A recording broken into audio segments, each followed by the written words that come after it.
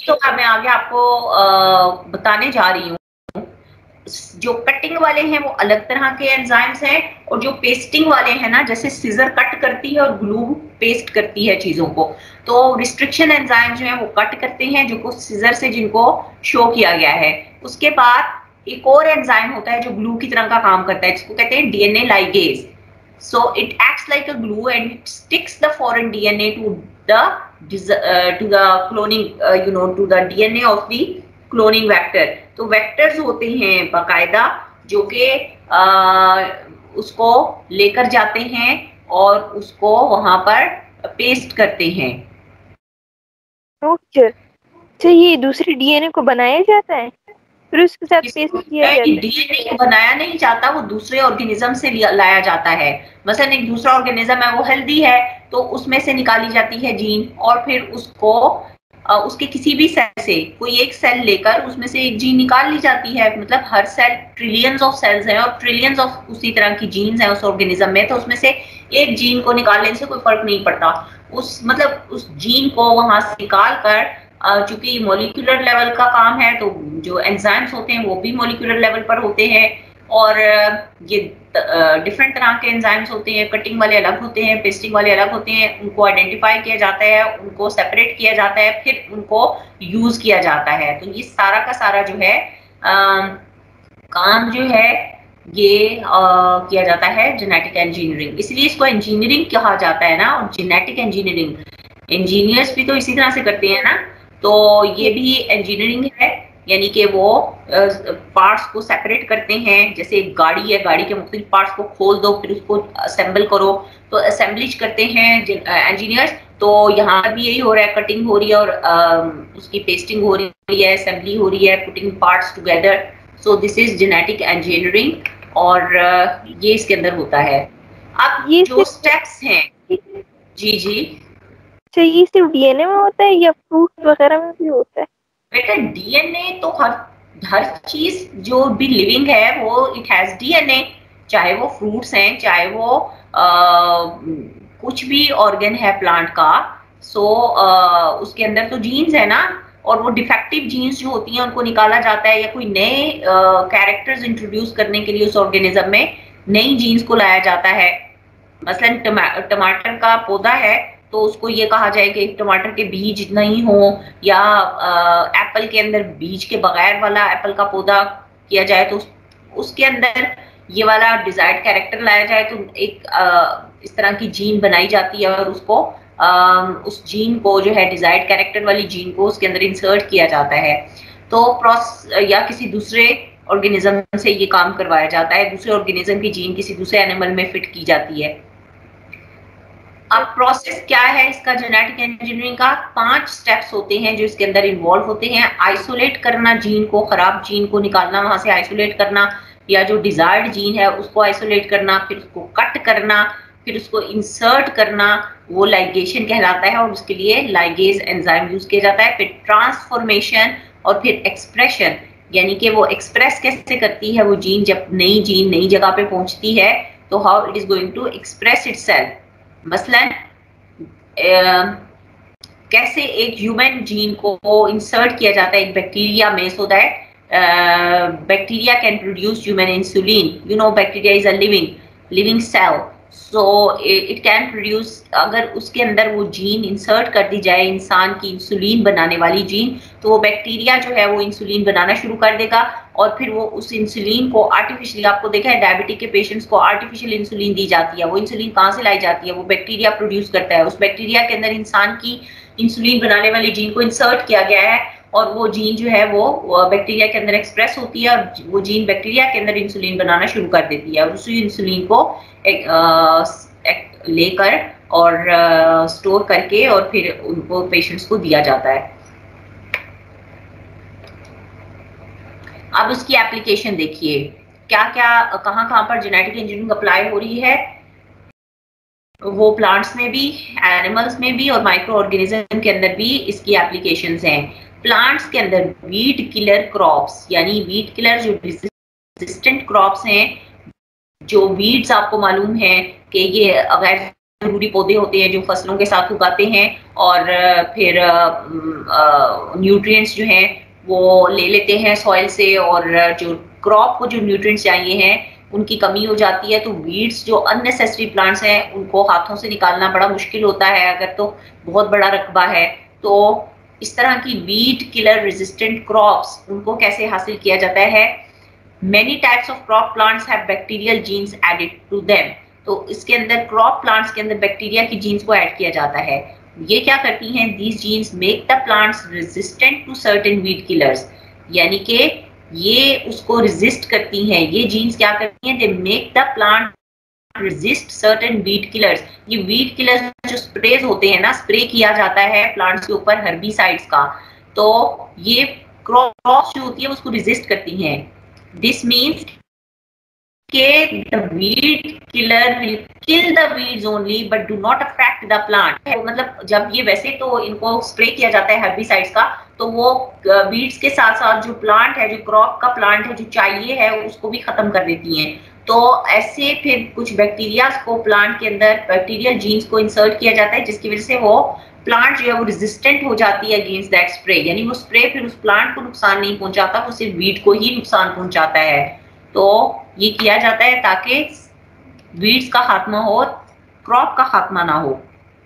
उसके बाद है एप्लीकेशन ऑफ जेनेटिक एनिमल्स के अंदर क्या है, ग्रोइंग ट्रेंड है किस चीज का, कि ऐसी उनके अंदर भी जीन्स ऐसी इंसर्ट की जाएं जो कि जिनसे डिजायर्ड आप हासिल कर सको, आपकी जो भी डिजायर्ड चीजें हैं वो एनिमल से हासिल करने के लिए ह्यूमन जीन्स को इंसर्ट किया जाए into the DNA of other mammals, और वो इस तरीके से वो एक ह्यूमन की प्रोटीन जो है वो इनके अंदर स्क्रीट होगी, that will make them give more eggs into their milk और इवन इनटू देयर एग्स। तो वो वाली कैरेक्टर्स जो हैं उस प्रोटीन के, उनके मिल्क में या उनके एग्स में वो प्रोटीन, आपको पता है जैसे एग्स के अंदर एल्ब्यूमिन प्रोटीन है, ठीक है, तो उसको ज्यादा बेहतर करने के लिए, उन प्रोटीन्स की इफेक्टिवनेस को ज्यादा करने के लिए ह्यूमन जीन्स को उनके अंदर इंसर्ट किया जाता है, ताकि उसकी जो प्रोटीन्स हैं वो हाई क्वालिटी प्रोटीन्स उनके अंदर, उनके दूध में और उनके अंडों में पैदा की जा सके। तो एक यहाँ पर है उसका एप्लीकेशन। अब एनिमल्स के अंदर sheep produce human clotting factor, एक ह्यूमन की जीन है जो कि इंसर्ट की जाती है into the DNA of the sheep. उससे क्या होता है, this allows the adult sheep to produce a clotting chemical needed by hemophiliacs to clot their blood produced in the milk of the sheep। अब ये आपको मालूम है कि हीमोफीलिया के पेशेंट्स वो होते हैं जिनका अगर जरा सा भी कट लग जाए तो खून बहना बंद नहीं होता, क्योंकि उनके अंदर एक प्रोटीन नहीं होती जो कि ब्लड को क्लॉट करती है। तो जिन इंसानों में ये प्रोटीन, मतलब सब नॉर्मल इंसानों में ये प्रोटीन होती है, उस जीन को जो कि ये प्रोटीन प्रोड्यूस करती है नॉर्मल इंसानों में, उसको सेपरेट करके उसको शीप के अंदर इंट्रोड्यूस किया जाता है, ताकि वो यही वाली जीन उसके मिल्क के अंदर आ जाए और फिर वो मिल्क का उस शीप का दूध पीने से जो हीमोफिलिक्स हैं उनके अंदर ये जीन पहुंच जाती है, और जो कि प्रोटीन उसी तरह की बनाएगी और उसके अंदर वो प्रोटीन्स आ जाती हैं और उनका ब्लड जो है वो क्लॉट होना शुरू हो जाता है। ये भी बहुत बड़ी एप्लीकेशन है टीचर। अब देखिए ये फार्मिंग क्या है, using animals to make pharmaceuticals. अब ये एफ से फार्मिंग नहीं है, it is not with F, it is with PH pharmaceutical से फार्मिंग। अब इसका क्या मतलब है, using animals to make pharmaceuticals. अब ये देखें कुछ ये इसके अंदर एग डोनर ये एग है, इसको इंजेक्ट किया गया, इंजेक्शन ऑफ ह्यूमन जीन इसके अंदर इंसर्ट की गई है, और उसके कुछ कैरेक्टर्स जो हैं वो इसके अंदर काऊ के अंदर आ जाएंगे, और वो मिल्क जो देगी उसके अंदर हाई क्वालिटी प्रोटीन्स होंगी। So this is forming. उसके बाद माइक्रो ऑर्गेनिज्म में पहले भी जैसे कि मैंने बताया कि ह्यूमन जीन जो कि इंसुलिन बनाती है वो बैक्टीरिया में जब इंट्रोड्यूस कर दी जाती है, इंसर्ट कर दी जाती है, और वो खास तरह का बैक्टीरिया जिसको ई कोलाई कहते हैं, और वो फिर बनाना शुरू कर देता है इंसुलिन।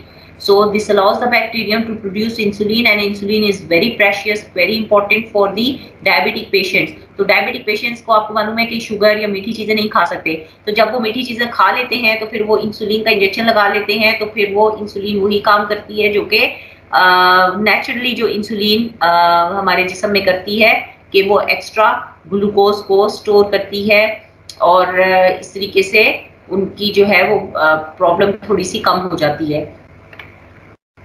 ग्लूकोज का मेटाबॉलिज्म उनका ये इंसुलिन ठीक करती है। सो दैट इज इट, इतना ही रिक्वायर्ड है आपके सिलेबस में, इतनी ही चीजें हैं, तो उसी तक ही मैंने अपने आप को महदूद रखा है। With this topic comes to an end, और I hope you have understood. इंसान का सेल डीएनए नहीं बनाता, इंसान के सेल के अंदर डीएनए मौजूद होता है जो कि वो पेरेंट्स से एज इट इज हासिल करता है। वो डीएनए उसके अंदर मौजूद होता है, उसको अल्टर किया जा सकता है, उसको चेंज किया जा सकता है, और उसको हो सकता है जेनेटिक इंजीनियरिंग के जरिए। जो आपको पता है ना डीएनए क्या है, repeated units of genes. DNA जैसे एक हार है, उसके अंदर मोती पिरोए हुए हैं, तो वो हार क्या है, वो डीएनए है, और वो जो मोती क्या है, वो जीन्स हैं। उसमें से एक मोती को निकाल देना, किसी खराब मोती को निकाल देना और उसकी जगह कोई नया मोती लगा देना, दिस इज द जेनेटिक। ये होती है कि जीन्स के लेवल पर किस तरह से एक जीन को पूरे डीएनए में से निकालना और उसकी जगह किसी दूसरी जीन को, जो कि प्रॉब्लम कर रही है क्योंकि हर जीन एक अलग काम कर रही है। ये देखिए जैसे ये डीएनए है ना, ये डीएनए आप इस तरह समझें कि एक हार है मोतियों का, नेकलेस है, वो नेकलेस बना हुआ है बहुत सारे बीड्स से। ये सारी बीड्स क्या हैं, ये हैं जीन्स, ठीक है। और इसमें से अगर एक जीन जो है वो खराब है, उसको निकाल देना और उसकी जगह एक और नई जीन जो है उसको यहां पर ऐड कर देना। तो ये डीएनए तो ऑलरेडी मौजूद है सेल में, this DNA is already there. Cell के अंदर आप जो डीएनए है वो आप, every organism gets it inherited from its parent. Cell division में क्या होता है कि जब सेल डिवाइड करता है तो न्यूक्लियस डिवाइड करता है पहले, और क्रोमोसोम डुप्लीकेट होते हैं, and each new nucleus gets the chromosome from the parent cell, यही होता है ना। और फिर गैमीट्स जो हैं वो बनते हैं, और गैमीट्स की होती है यूनियन होती है, फर्टिलाइजेशन होती है, फिर जाइगोट बनता है। तो ये तो डीएनए जो है that you get from your parents, you inherit from your parents, it's already there in the cells। इसके अंदर आप इसको अल्टर कर सकते हो बाय जेनेटिक इंजीनियरिंग, जिसमें अल्टर में क्या होता है कि एक जीन को रिप्लेस करना पूरे डीएनए में से, ठीक है। यस।